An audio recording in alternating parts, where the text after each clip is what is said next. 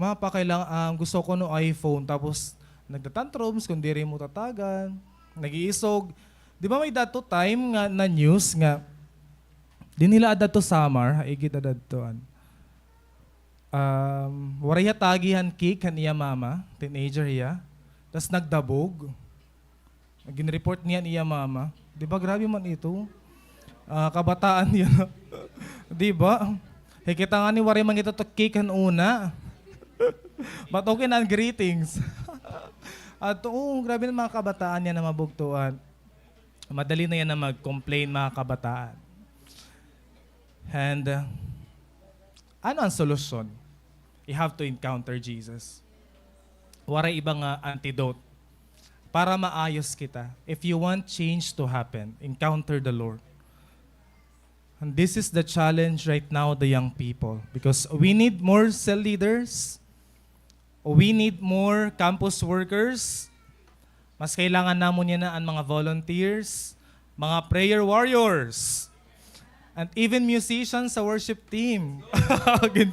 Gin-insert na, pwede na po kita yan na magano. Patay ba nga ministry, please be willing to serve the church in any way you can. Ayaw na kita pag inukoy bugto, kay 2026 na, hiranin na ang pag-abot ni Lord. Ayaw na ito pagpapaso natin mga lingkuran. Kung may mga emotion na kailangan nag-rebuke, you rebuke that. Ayaw pagtugutan nga, an imo year, mawi-waste na tungod naging emotional ka. Han mga butang nga gusto ni Lord igpa-surrender ha imo. Diri ba kita sinusumahan bugto aton commitment nga on and off? Because the Lord needs sold out nga mga Christians. If you want to be used by God, give your whole commitment to Him. Remember what Ephesians chapter 5 verse 16 says, make the most of every opportunity because the days are evil. An aton nga na generation bugto is sobra ka-driven han attacks han kaaway. Ha US pala bugto, there are 400 mass shooting incidents. Last year la. Di ba mo news yan ha bugto? At siya delikado mag-US. Yan din ti abroad. Or ti okoy dito. Delikado bugto kasi ha mga universities nangyayari ha mga malls, 407. Rising HIV cases in the Philippines. Diba? Drastic bugto an iya count. And January to June 2025, according to the reports, 2,000 Filipinos committed suicide. January to June. And I don't know if you've read that, trending yan na, young people are supporting and joining rebel groups. And the change will begin in you, bugto. We are the light of the world. Di ba nasa ring Lord, you are the salt and the light of the world. If you see darkness surrounding our country, our world, we have to be that person who will stand up and firm. Di daha pag-declare han words ni Lord. We should be different. Look at your life right now. Are you different? Or are you the same with the ways of the world?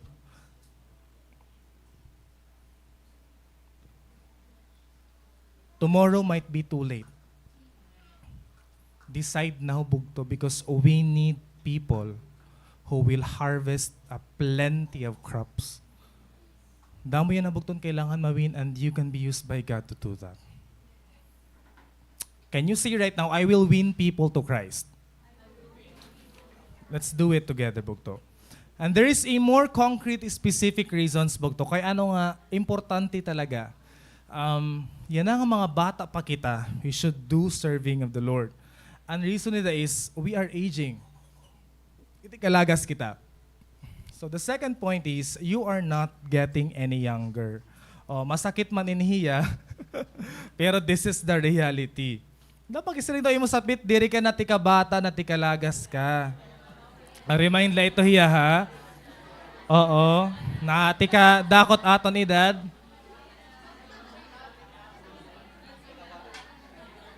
Oy, pero maalang naman, pwede na SFCA kay bisan 30 na, bago pa mala elementary, di ba?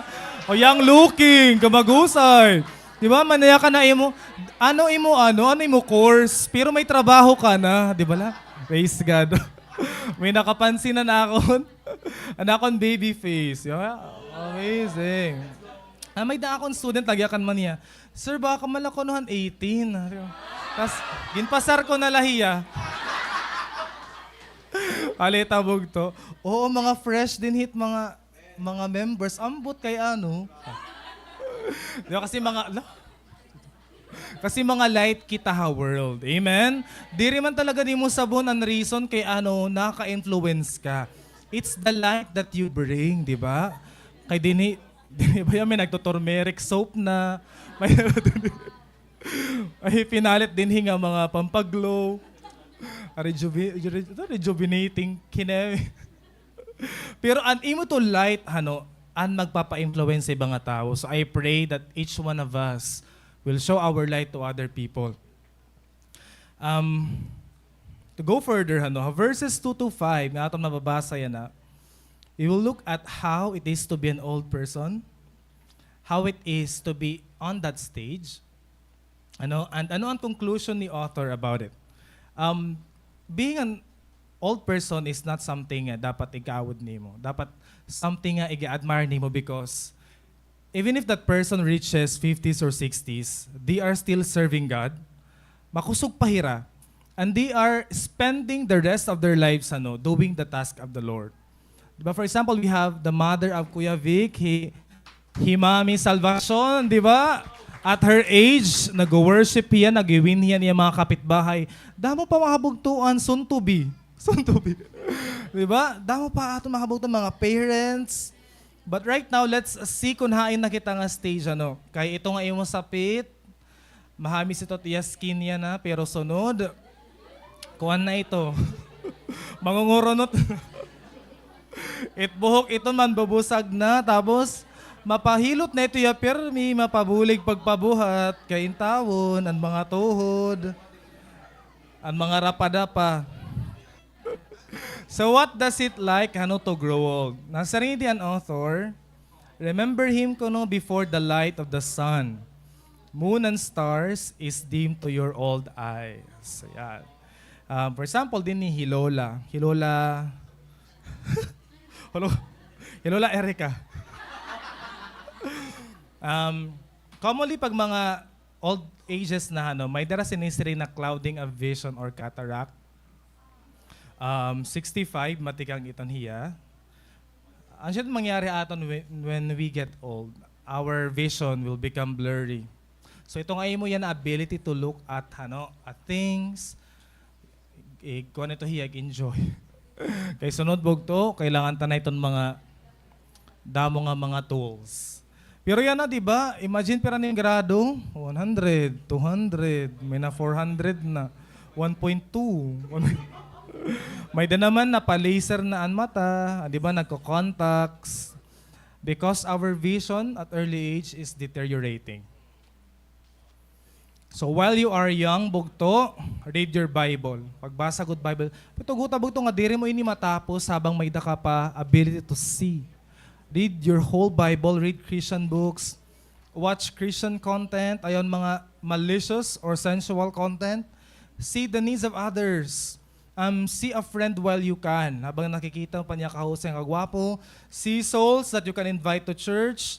See the places, natural spots that you would like to visit. Use your eyes for the glory of God. Amen. Kadua, and the rain clouds continually darken your sky. Ano man hindi nga your sky naging mention didihan author? It is your aging mind. Ani mo huna-huna. Because as you get old, natika lower and aton cognitive abilities. Usually, nagiging funny ko no it mga 70s to 80s kay bata ka, kaon, katurog, go to the bathroom. It will happen the same when we get old. Mas natikalagas, tika bata, it mga old ages. And memory, nahinay, di rin na imaginative or creative, lose of reasoning. Di rin na kita nagkamay da good reason.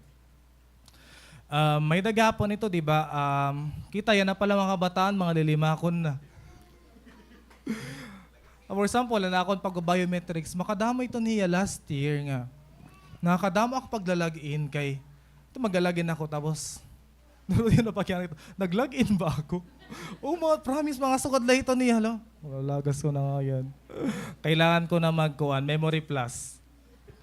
Damo ng mga lutang moments naton bugto, and it's a sign that all of us are aging. Diba? It's a sign of aging.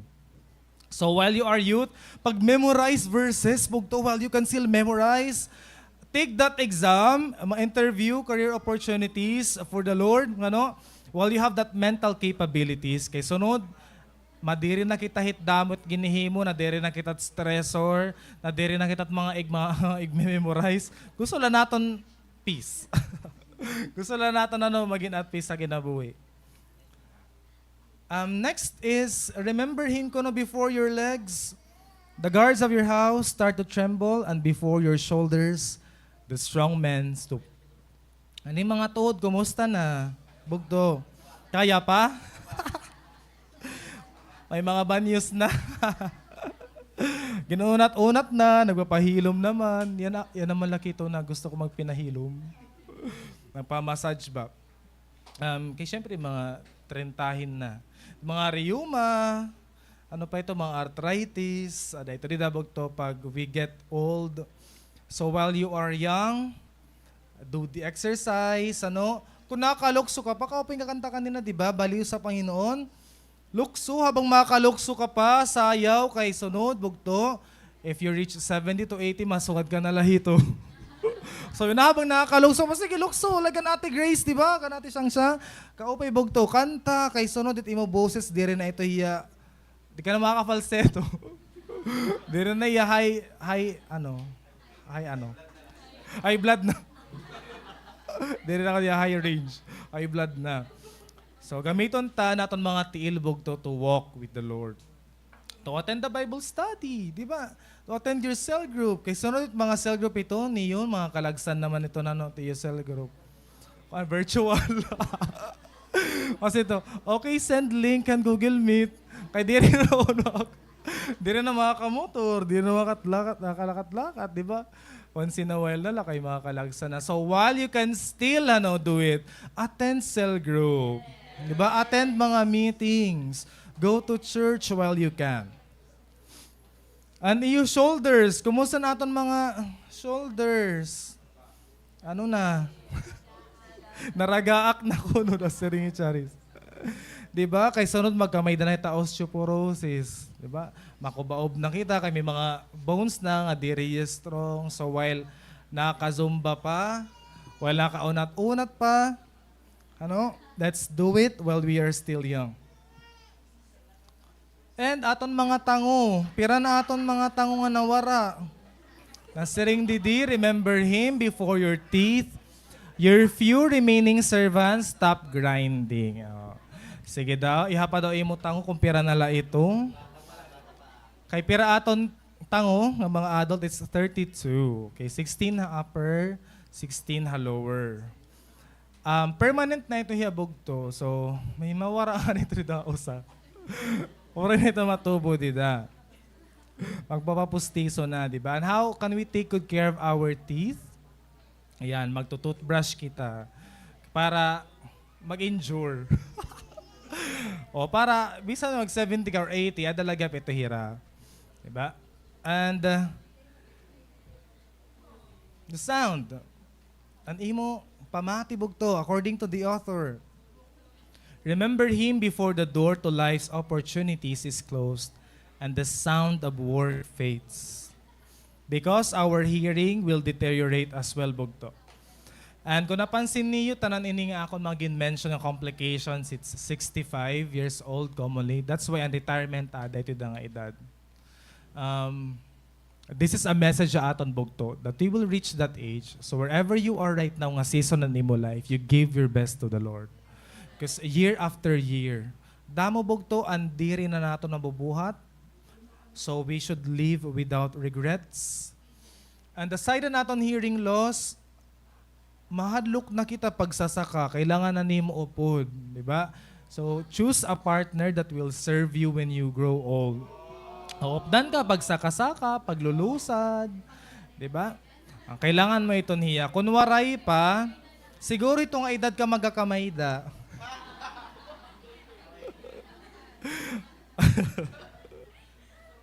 Oh, may ubanon na iyo. Nagitikang-tikang na pag-transform ang color. Okay, it's like an almond tree ko, no? Diba? That blooms. And lastly, warin ako ng energy. At verse 5, diba? Gusto na lang natin mag-inukoy. Ungod inihiyahan. Now na, iranin na ako mag-30s. Gusto ko na lang mag-inukoy habalay. Ano na, diba? Naglinaag. Tapos damo pa itong mga kuan, mga panding. Kaya na, may mga time na gusto mo lang magpahuway.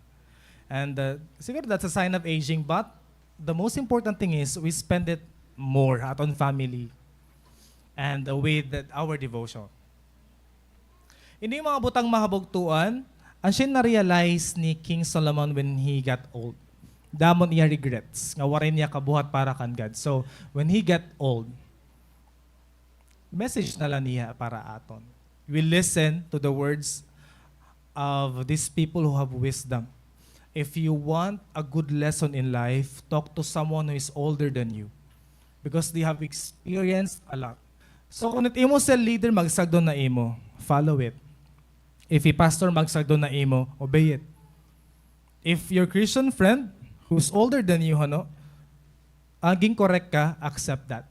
Because wisdom comes from those who have already stepped on an era chapter. I want to acknowledge the fact bugto nga damo ng technology para mabuligan kita. Like may dana mga wig, may pan hair color, di ba? May mga dentures ba ito tawag, mga postizo, eyeglasses, artificial legs, but it will never change the fact that we are getting old and we are nearing death. Death is certain, bugto. Solomon provides one of the most imaginative description of what will happen to us when we die. So let me reveal to you the last point, which is Jesus is your missing piece. Ano ito commonly kita natin ha mga stone carvings? It's RIP, diba? It's a phrase from the Latin, requiescat in pace, which means he or she sleeps in peace. So kung may da ka na hinate means you are resting in peace. Gin RIP la kay para makasave han space. So ansya ito na. Diri man talaga ito hiya rest in peace. It's requiescat in pace. Pero again, translate mo nga na English, it means he or she sleeps in peace. Gingamit ito ha Europe before, pero ginadapt piyayanan mga tao. And one day, all of us will have that carving. Tanan kita bugto, imo sapit, imo spouse, imo sa leader, every one of us will have that. But let me remind you, bugto, that before the rest in peace, people must make sure they have already accepted the Prince of Peace. Because kung diri ta na nga nag-accept, He Lord aton mga kinabuhi, waray man talaga peace after we die. Because it's a place of torment.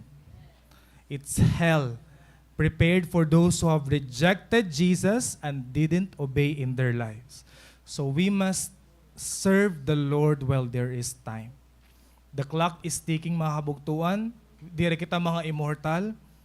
We don't know if we could still live next year, but today is the most certain. And if Jesus returns, may He see us faithfully doing the work, pure, blameless before His sight. And there's a symbolism bugto hi King Solomon na gin-mention niya hining mga verses nga ma-amaze kita doro because I even was amazed. Nga sarang day, remember your Creator now while you are still young before the silver cord of life snaps. What do you think is that silver cord? It's your spinal cord, di ba? Ano man itong golden bowl? It's your brain, di ba? It's your brain. Ano yung nga water jar and pulley nga mas ko no? Nga nabubroken ha imo? Heart. It's your heart, mga kabugtuan. And these are precious metals, and so it's vital nga mga organ na imo lawas. It's the central nervous system. Ang bugtuan. That's the last kuno nga nawawara haimo. Dito didaan mental abilities and five senses.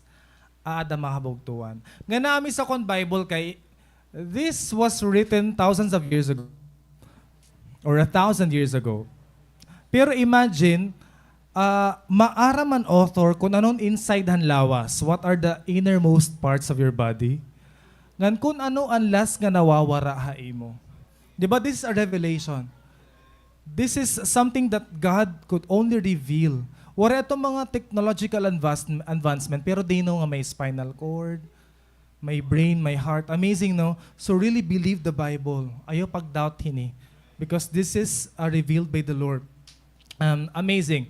Ora-ora magbasahan han Bible. And do you know what's the last sense nga nawawara kung mawara na kita? It's the sense of hearing. Kay mawawara ko nun imo pangita, pero ang last ko nung may experience mo is an hearing.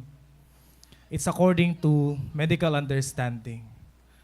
And when it happens, kung mawara na ang function ng central nervous system, nasa ring, an author, you will go to your everlasting home. You shall return to dust, as according to this verse, and you shall go to your everlasting home. Gusto ba ito ni mo bugto? May right time. May da oras para haaton. We make sure nga before ito mangyari, we have lived out our purpose. We should not live with regrets. May daw sang author, Bronnie Ware. Ano siya ni Bronnie Ware? Ano? May daw mga books nga naging sikat. Ini nga, the top 5 regrets of the dying and the top 5 regrets of the dying version 2. Ikadawa yung version. Mao pa yung ginsurat niya dito kay nurse kasi ya. She's an Australian nurse nga assign diya mga terminally ill nga mga patient. Sin-interview niya, ano ang mga common regrets it ada na deathbed? Number 1 is, I wish that I had let myself be happier. Nasa rin nga nada mga according han mga patients nga they were so afraid kuno to achieve this thing kay nadiriran change. Gusto nila komportable lahira. And then, they realized kunta nag-take risk ako, punta nagkamay ako courage to do something that makes me happy. And kita ang Christian, what makes the Lord happy? So bugto, what makes God happy, you do that. Or else, you will regret that. Kadua, I wish I had stayed in touch with my friends. Di ba? Damo gihapon na naglulong nga. Unta nakabanding ko pa na akong mga sangkay. Hatong deathbed, it's relational talaga. You will long for your close friends. People feel badly that they were so caught up, busy, nga waray hira makag-banding, hanira mga friendships. Everyone misses their friends when they are dying. May feel natin ito bugto. We want to be surrounded, dirihan kwarta, dirihan fame, dirihan mga certificate, dirihan imo mga trophies. Kasi diri mo ito madadara. Diri mo titles. The relationships bugto. You will value those people around you. Number 3, I wish I'd had the courage to express my feelings. Ang sinan time bugto nga, ang mga tao nga ada na deathbed, damon ira mga unsaid nga mga feelings. Waray kayakan, waray ka resolve nga mga conflict, waray ka express nga feeling, waray kayakan. I hope, bugtuhan, I pray, na before that time comes, you're able to say, I love you aton mga parents, share Jesus while we still have that ability to speak, visit a friend who needs encouragement and prayer, makagitara pa kita, makasilhig pa kita, makateach pa kita mga kabataan, you do that. According nga ni handbook ni Robert Frost, gihapon na ito yung iyangaran, and the book Sharing Jesus and title. Aniya ko no, Father, ang last words ko no niya na yakan hiya nga, let me save one more. Kay iya papa was an evangelist. Ada niya deathbed, pero niya last words, let me save one more. Ano niya talaga desire is to win people nga. Makakasiring ka lang nga fulfilled